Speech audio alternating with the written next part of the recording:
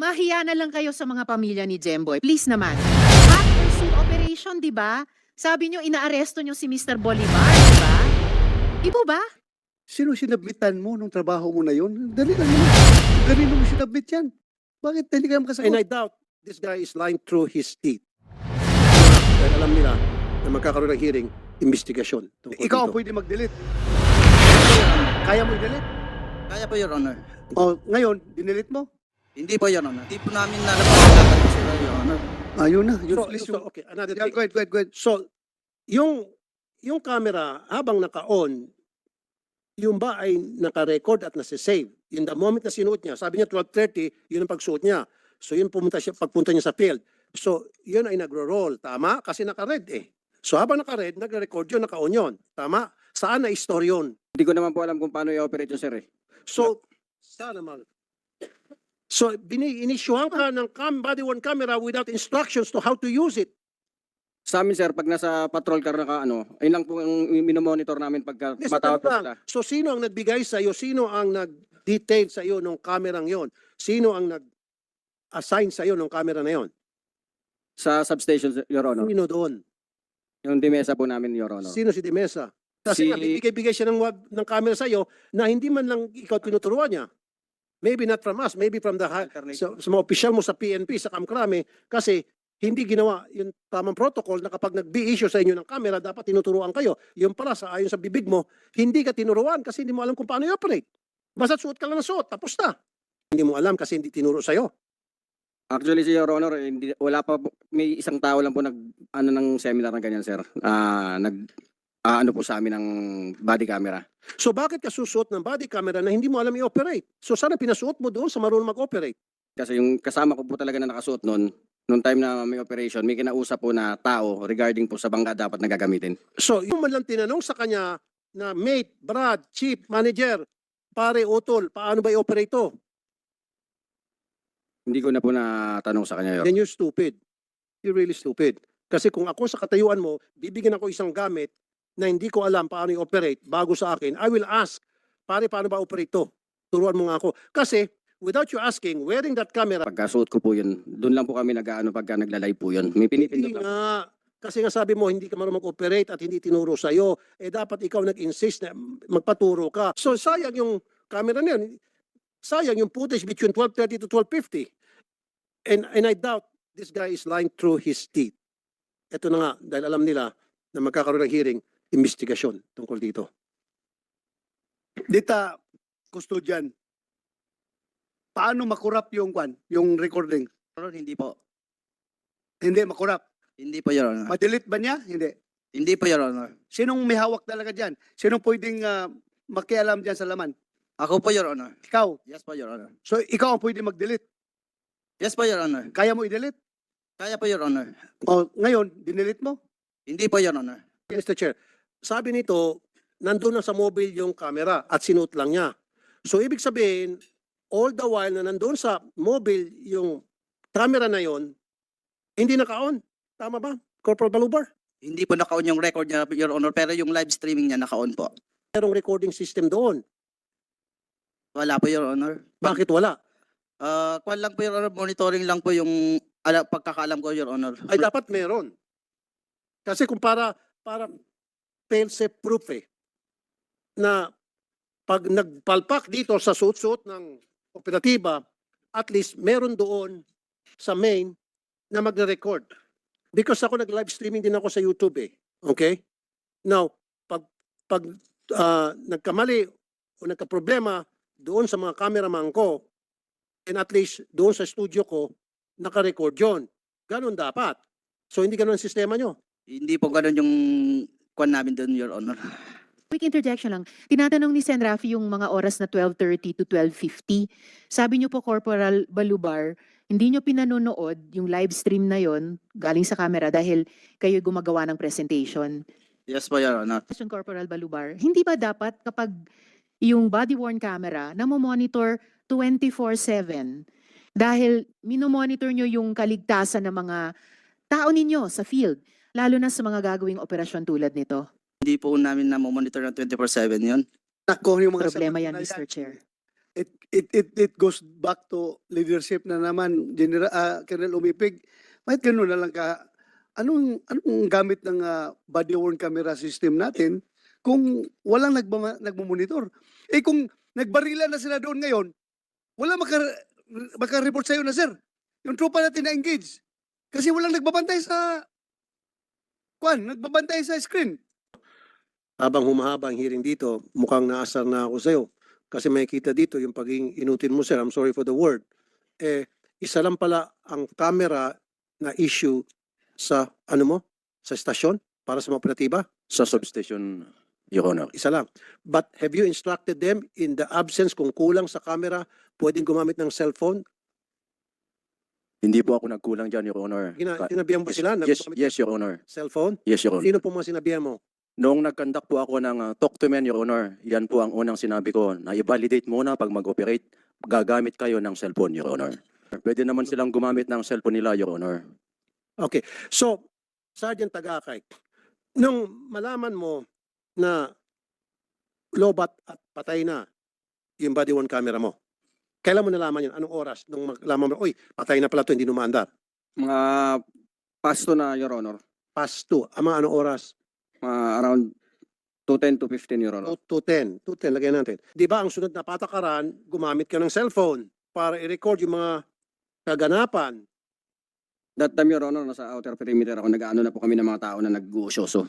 Regardless kung outer perimeter, the more na kailangan mo gagamitin yung cellphone mo para i-record mo kung sino-sino dun sa mga tao ang nag-uusyoso, malay mo baka yung mga tao na yon ay pwedeng makagawa na hindi kanais-nais na baka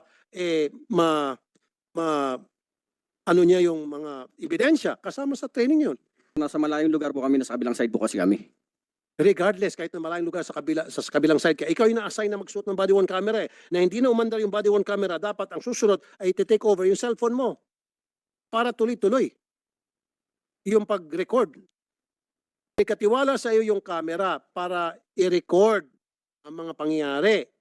Now, nakita mo yung inaasahan na ikaw na nag-iisang camera, pumalpak na, pumalya na, dapat ang sumunod nan, gumamit ka pa ng cellphone para kapag hiningian ka ng accomplishment, hiningian ka ng footage ng boss mo, meron kayong mapakita whether yun ay puro mga nag-uusyoso lang or anything, etc. At least meron ka maipresenta sa boss mo. Hindi mo na alam nangyari dahil talagang sinadya mo na hindi mag-record. Hindi po, Your Honor, hindi po ganun, Your Honor. Corporal Balubar, sabi nga ni Sen. Risa, tanghaling tapat. Anong ginagawa mo noon? Magawa pa ng presentation. Kanino ka gumagawa ng presentation? Yung ina-update ko po yung Patrol 1. Kanina, sinong ginagawa mo ng presentation? Patrol 101 namin. Yun. Patrol 101, sino po yun? Ano po yun? Yung deployment po namin. Your Honor. Sino po? Sino yung mga nandoon na ginawa mo ng presentation? Para po sa conference briefing po yata yun, Your Honor. Okay, briefing. Sige. So kapag gumagawa ka ng briefing, meron kang taong kaharap na ginagawa mo ng briefing. Sino yung ginagawa mo ng briefing? Nung 12:30. Yung Patrol 101 kasi, Your Honor, pinapasa po yan ng mga substation. Tapos kino-consolidate ko lang po. No, gumagawa ka ng presentation. Presentation in writing o presentation verbally? PowerPoint po, Your Honor. PowerPoint. Gumagawa ka ng deployment. Sino-sino po yung naging recipient nung deployment mo para sa mga foot patrol, para doon sa sinasabi mong briefing? Who are the recipients? Sinong mga nag-benefit noon? Honor, para sa turnover po yun nung... Kaya nga, sabi mo, lumalayo ka, huling-huli ka na. Una, sabi mo, gumagawa ka ng presentation, and then binago mo briefing, and then deployment, and then 101, etc. Kaya nga, doon sa effort mong yun, kung anong pamantawag mo doon ngayon, magpabago-bago ka man, sino ang nakinabang? Kanino napunta yung effort mo? Sinong sumalo doon sa effort mong yon? Mga sumalo. Sino sinabmitan mo nung trabaho mo na yun? Dali lang naman. Kung kanino mo sinabmit yan, bakit hindi ka makasagot? Ina-update ko kasi po yung Patrol 101 na yun. Kaya nga kanino? Compliance mo yan kanino? Sinong sinasabitan mo? Para sa district po, Your Honor, yung Para sa district? tawag nito. Saan? Sa operation? Sa plans? Sa admin? Saan? Baka lumalabas dito, gumagaw-gaw ka na ng kwento, ha? Kasi hindi mo alam kung ano yung pinagsasabi mo. So gusto mo ba masama ka doon sa baba? Hindi Gusto po, Your mo? Honor. Well, then magsabi ka ng totoo.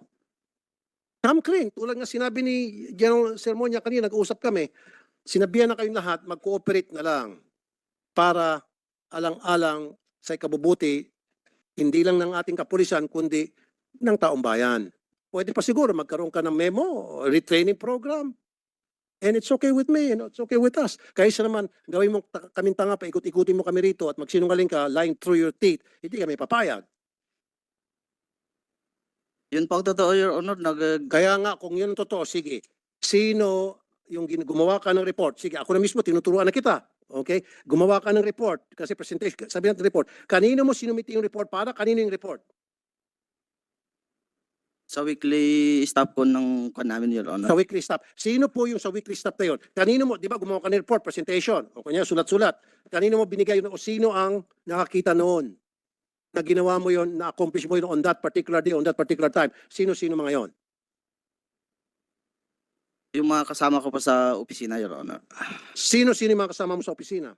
Na wala ka na may sagot. Halata na masyado na nag-imbento ka ng kwento. Sabihin mo lang, totoo. Hindi ko minonitor. Baka mamaya makasama pa ako sa mga imbestigahan. Parang gano'n ba? Baka umiiwas ka. Dahil alam mo, magkabakbakan ito. Magkaproblema ito. Mayroong mangyayari hindi maganda. Kaya hindi ko minonitor. Or pwede sabihin, Chief, saan ba to? Pinakiusapan kasi ako ni Tagakay, hindi ko siya matanggihan eh. Pwede, oh. May kaso ka pa rin, kaya lang, hindi ganun kabigat sa ngayon, madidiin ka lalo. Your Honor, ang totoo talaga niyan, hindi po namin minomonitor ng 24 hours talaga yun. Hindi, doon na tayo. No, bumabalik ka. Dito na tayo. Hindi mo ako masagot-sagot eh. Sabi mo, buti nga, na-open to ni Senriza na meron kang ginagawang presentation, kaya hindi mo monitor yung live streaming. Kaya tinatanong kita ngayon, dinidikdik na kita ngayon. From presentation to briefing hanggang sa sinasabi mo ay gumawa ka na yung Patrol 101 kung ano pa man yun. So, gumawa ka pang report. Tutulungan kita. Gumawa ka ng report at sino yung mga nakatanggap ng report na ginawa mo? Sino yung officer mo? Siyempre, pag gumawa ka ng report, meron kang pinagsusumitihan noon. Senator Rapi, if I may, inamin naman yan na sa totoo lang, hindi talaga na minomonitor yung live streaming. So ibig sabihin, ginawa na niyang alibayo na may ginagawa siya, pero ang totoo talaga, hindi sila nagmumonitor. So totoo ba ito, umipig? Hindi nagmumonitor sa live streaming? Walang tao nagmonitor? Hindi binabantayan ng... Supposed to be, Your Honor. Minomonitor nila dapat yan. At tinitingnan din naman namin kung naka-on o naka-off yung camera at tinatawagan lagi sila, Your Honor. Sen Bato, Senator, nakamonitor siya. Nakamonitor siya. And he knows what he's doing. Kaya lang, nagipagsabuatan siya sa kanila. I don't believe na hindi siya nakamonitor at that time kasi yung binigay niyang reason, very flimsy. At yun, naipit siya. Hindi siya ready. Hindi niya napag-isipan yung ibibigay niyang sagot, nabulaga siya dun sa tanong ni Senrisa. Halata naman talaga. Mr. Chair, Yes. dalawang quick follow-ups. Sir Corporal Balubar, sinong in charge sa pagte-train sa mga tao natin na gamitin yung body-worn camera? Kayo ang in charge sa pagte-train kung paano nila gamitin yung camera? O, tinuturo lang po na, Your Honor. Kayo nga po, kayo po yung nagte-train Opo. sa kanila para gamitin. Opo, Your So Honor. bakit niyo po hindi tinuruan si Sergeant Tagakay na gamitin yon? Hindi po kayo present, Sergeant Tagakay. Actually, ma'am, hindi naman po kami lahat. May mga piling tao lang po ang inaano nila, ma'am. Pinagsiseminar nila ng ganyan. So kung ganon, Corporal Balubar, hindi kasama si Sergeant Tagakay sa mga piling taong tinitrain nyo, bakit inisyuhan siya ng body-worn camera? Yung katandem nyo po ba, Sergeant Tagakay, ay trained sa paggamit ng camera? Hindi ko lang po rin sure, ma'am. Ang dami. Dapat po sa teknolohiya, sa policing, di ba? Alam natin para na ma-maximize natin yung paggamit. Kung intention natin, gamitin sa law enforcement. And lastly, follow up sa puntong ito, Mr. Chair. Hindi ba yung body-worn camera, wala ba yun sa arresting team? Halimbawa, dun sa assault team, yung unang 6 na dapat lalapit, kuno kay Bolivar, pero si Jemboy ang Yung nga, nabaril dapat, nila. Yes, Mr. Chair. ang sasagot nito si Teresa, yung team leader, bakit doon sa patrol car na hindi kasama sa lakad? Na by the way, Mr. Chair, 100 meters away. Yeah, kalayo. Sa assault team. Walang recording mo kuha doon. Bakit hindi ka nag-designate isang tao na mag-suot ng body-worn camera? Yung pong body cam, gaya nga po ng naunang sinabi ni Sergeant Tagakay, naka-issue po yan sa kasama po sa arresting team namin doon sa anim, si Patrolman Mangada. Oh, So, tapos, hindi ko na lang po na monitor na ipinahiram pala yung body cam sa kabady. Makara? Mga kasama ka sa lakad, di ba? Sa akin kasi, Your Honor, may kakausapin ako bangka dun sa may, Your Honor. Iniisip ko kasi baka pag nakasabit sa akin, pahulog. Mr. Chair, please naman sir, Mangada. Please. Nako, mahiya na lang kayo sa mga pamilya ni Jemboy. Please naman. Hot pursuit operation, di ba? Sabi nyo, inaaresto nyo si Mr. Bolivar, di ba? Di po ba? Yes, Your Oh. Honor. So bakit hindi nyo dala yung body-worn camera? Hindi lang kayo kakausap sa tao, may anticipation kayo ayon sa intelligence operation plan ni Captain Carpio na sila na mismo ang nag-clear, hindi na idinaan kay Colonel Umipig, na iha-hot pursuit arrest nyo si Bolivar na may pinatay na tao. Hindi lang kayo kakausap, may 19 kayo, sir. May dala kayong mga armas, hindi lang short arms, long arms. May intel kayo, may SWAT pa kayo. Bakit hindi nyo dala ang body-worn camera? Pero nung time na kakausapin namin yung bangka, wala pang putukan. Wala pa, kasi kayo naman ang nagputok eh. Kayo naman ang nagtumutok at pumutok dun sa dalawang bata, kaya ito po yung nangyari. Nagtataka po kami, bakit parang Mr. Chair, na missing in action yung body-worn camera na pwede sanang malaking tulong sa lahat ng nag-iimbestiga, hindi lang yung komite namin, sa kung ano ang totoong nangyari. Kayo po ba, Sir Mangada, train kayo sa paggamit ng body-worn camera? Marunong din, ma'am. Marunong, O bakit marunong ka? Bakit mo binigay doon sa hindi marunong? Your Honor, magkabady kami, Your Honor. Kapag sinong kasama, tinuturo din namin kung anong dapat gawin sa body cam. So tinuruan mo siya? Yes, Your Honor. O bakit sabi niya hindi siya marunong mag-on ng mag-operate ng camera? Body-worn camera? Yung pag-record, hindi niya alam kung paano mag-record. Sa tingin ko lang, sa knowledge ko, Your Honor, nakalimutan niya lang siguro. O hindi kaya. Ayaw na. Mr. Chair, Ah. iba ang nalimutan sa hindi alam. Kailangan pa bang i-for the record yon? Common sense po. Katotohanan lang. Yung lahat ng explanation nyo ay mga hindi katanggap-tanggap. Mga pulis pa naman kayo. Tapos yung explanation nyo, ganon-ganon. Nahalata tuloy na meron kayong iniiwasan. Umiiwas kayo. Ha? Pati itong data custodian, gumagawa-gawa lang ng kwento. Hindi pa kapaniwala yung kwento. Bakit hindi siya nagmumonitor sa screen? Ako'y nasasaktan sa mga pangyayari na kinasasangkutan ninyo.